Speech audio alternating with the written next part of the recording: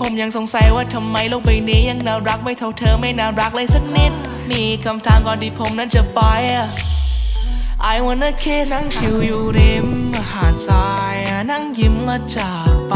ดันไปคิดถึงอยู่แต่เขาไอเราไม่อยากจะเหงาความไปถึงเธอผ่านไลน์แล้วก็ผ่านไปมันวนเวียนไปอยู่อย่างนั้นเมื่อไรจะส่งมาหาก่อนยอ